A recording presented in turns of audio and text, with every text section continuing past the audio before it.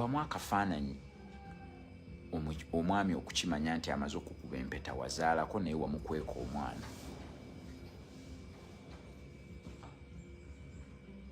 Kubamu akafaananyi ako. Wazaala n'okweka omwana. Omwami nakwana bulungi n'otayogera ku mwana. N'akizuula luvannyuma nti walina abaana 2 oba 3. Oza kiyinza mukola kitya? Kikyuseemu ogambe nti watya bwe twali tutandika wandibadde weepresentinga n'ogamba munnange nzondaze nti onjagala naye nnina abaana aba bentambula nabo ng'omugugu. Gw'ojjolondako gwali mukumpuliriza gw'ojjolondako ansa gy'olaba eyinza okusinga okukola. Okitegeera? Gw'ojjolondako ansa esinga okukola. Okukyogera before oba okukyogera after. Lwaki nkugamba nti mwandibadde emizimu gyammwe gyonna n'ebibabonyaabonya mu background mubyogerako? Kubanga Luke 8:17 egamba tewaliwo kisobola kukwekebwa ku nsi ya Mungu kuno wansi w'enjuba.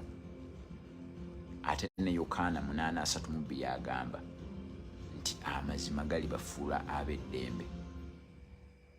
So omuntu bw'oba otambuddeko naye n'omulaba n'omwetegeera bulungi n'olaba nga mukyalo n'alabika ajja kukola, oyinza osalawo n'ogaa tojja bimugamba, naye nze nina essuubi, nina n'ekirowoozo ne suggestion nti actually bw'otuula naye n'omutegeeza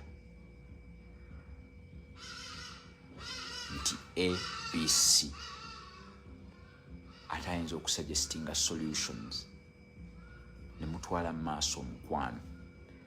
Kubamu akafaananyi okwagalana n'omusajja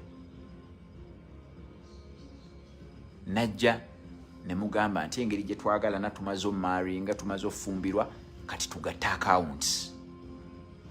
Ne mugatta accounts ng'abaagalana. Ne mumala okugatta accounts. Ninga omusajja yalina ebbanja mu banka nga teyalyogera. So ogenda olaba ssente ogosaayo ng'omukyala, omwami tassaayo. Oba ng'omukyala ye yalina ebbanja, ogenda olaba mwakkiriziganyiza mugattewo, ogenda gw'okussaayo, omukyala tassaayo ate nga tayogera. N'agenda mu arrears. Okukkananga relationship ekutami ate naddala abantu abali ebweru, kubanga bwe mubeera ebweru buli kimu kya mu kiwato.